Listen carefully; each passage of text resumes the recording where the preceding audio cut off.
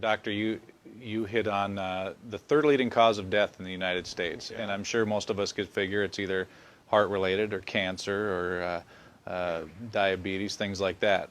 Can you clue us into what that is and why? Yeah, okay, and thank you for asking that, because this is the 10,000-pound gorilla in the room that nobody's talking about. The third leading cause of death, as published in the Journal of the American Medical Association, is MD-directed treatments. This means you go to a medical doctor, an MD. He gives you a treatment and you die from it. According to the United States Department of Health and Human Services, 15,000 Medicare patients a month are killed by MD treatment, and nobody goes to jail. A handful of terrorists fly 2 planes into the Twin Towers. 3,500 people die, and we go to war. But 15,000 people a month are killed by medical doctor treatments, and we don't bat an eyelash. This is because we have been, I don't want to say brainwashed, that's not the correct term, but we have been, for the last 100 years, kind of led into this false belief. You know, I think it was Marcus Welby that started it, that the medical doctor is king and knows everything about everything. And really, you need to just shut up and follow your medical doctor's advice. Most people in the United States have no idea at all of the history of the evolution of medicine in the United States. In the early 1900s, it was a relatively level playing field between the chiropractors, the osteopaths, the homeopaths, and the MDs. In 1915, 1920, there was something called the Flexner Report.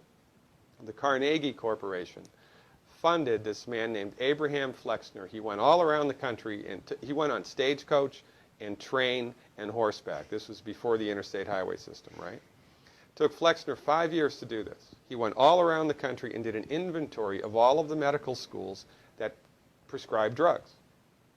He brought the list back to the Carnegies, who owned drug companies, and then the Carnegies and the Rockefellers gave millions of dollars of free money to the medical schools and hospitals in the United States that were prescribing drugs.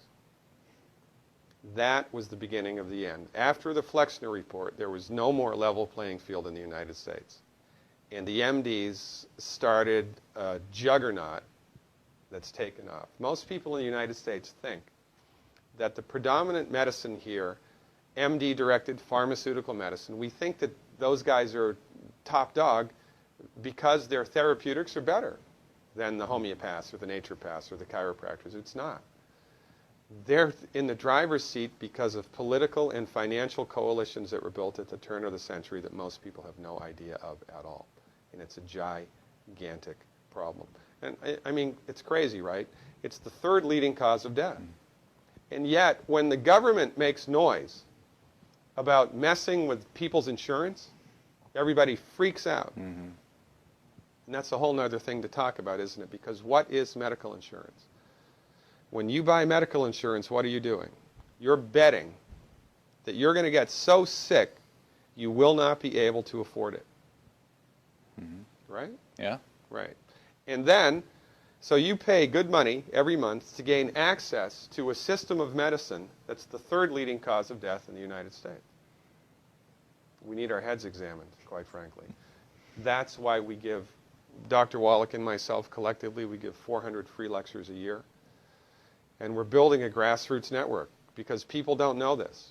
I mean, people, I come to my lectures and they look at me and say, couch potatoes live longer? Medical doctors, the third leading cause of death? You know, what's going on here? We're like the people, you know, in Galileo's time saying, hey, everybody, you know, it's the sun that's at the center of the solar system, not the Earth. Well, hey, everybody, the Earth is round, it's not flat. Or, hey, everybody, slavery's a bad thing.